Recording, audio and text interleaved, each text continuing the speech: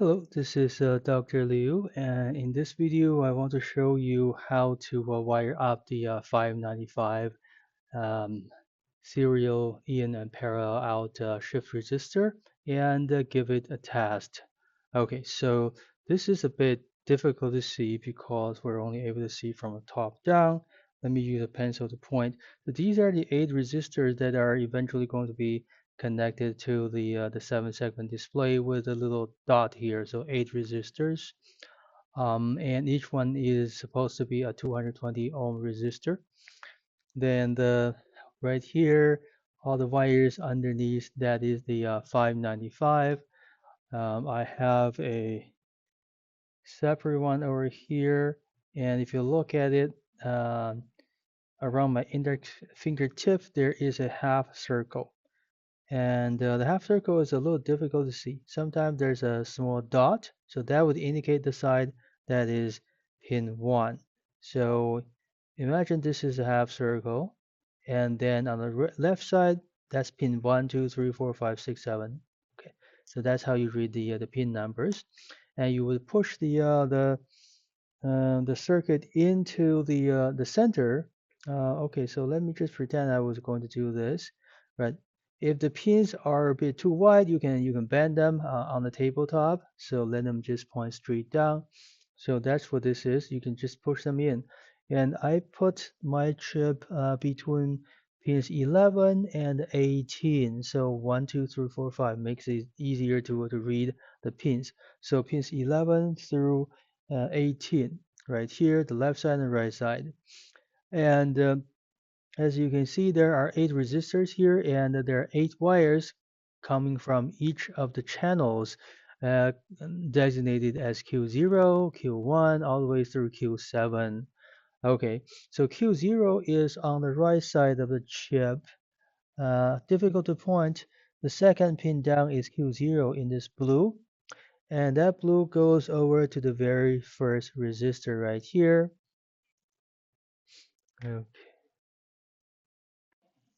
so a little interruption there. Let's get back to this. So the Q0 is on the right side, second pin down, the blue, that goes to the top resistor's left side. And I laid out the resistors like in the schematic. So I started from 21, skip a pin so that I have enough space between things. So I get 23, 25, 27, 29, 31, 33, 35.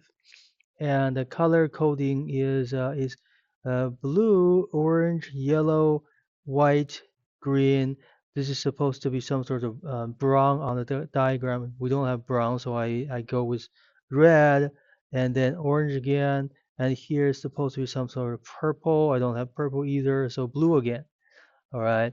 So Q0 is on the left side, second pin down, and then the rest of the Qs, the outputs are all on the left side, and they are from the left side pin 1 through 7. The last pin, pin 8 here, is a ground pin.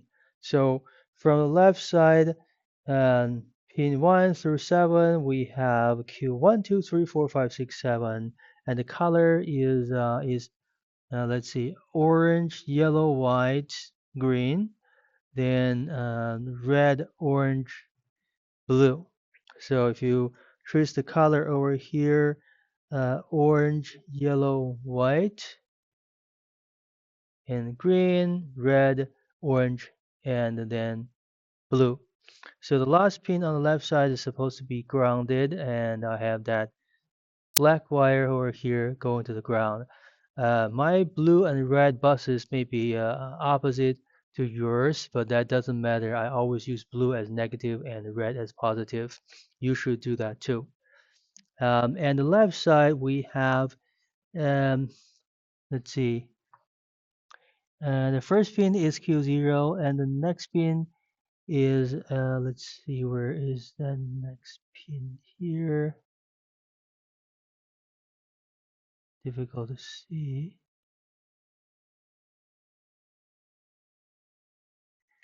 Okay, right there. Okay, give me a second. Okay, I think I counted wrong. The first pin is power. The second pin blue is Q0. Power is a red that goes to the red. And then third pin, uh, fifth pin, and sixth pin are those um, clock data and latch pins. And the second, let's see, no, actually third pin is the ground. Difficult to count with so many wires. The third pin is ground. I have a black going to ground. And let's see, second is a yellow.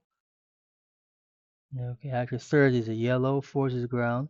So yellow here goes over here to Arduino pin 2. And then we have the black going to ground. And then we have a blue and a white. Blue goes to pin 3, white goes to pin 4. And those are the data and control pins. And that's pretty much it. The blank pin over here, I think, is the output, something like Q8 prime. We don't need to chain these um, serial in parallel out shift registers together. We could, if we want to have, say, 16 output pins, maybe 64 output pins, we can chain this as the data pin. So oh, there, right there, as a data pin. Okay, so hopefully this is enough to explain how this is wired up. And next, I'm going to do some tests to make sure that the shift register is working and my resistors are good. So I have this green LED here. The green LED has negative or cathode already connected to the ground, this black wire, and the anode is here. The okay, and I loaded a program that periodically sends a 01010101 and then 10101010. So if you have every one of them hooked up with an LED, they'll actually have like 1357 on, the other off, and then quickly 1357 will be off, the other ones will turn on. It's like a blinking LEDs. Um, so using that program, I can easily test out, such as, is this working? Okay, this is actually very bright. And how about the next one? Okay, blinking. Next one, blinking.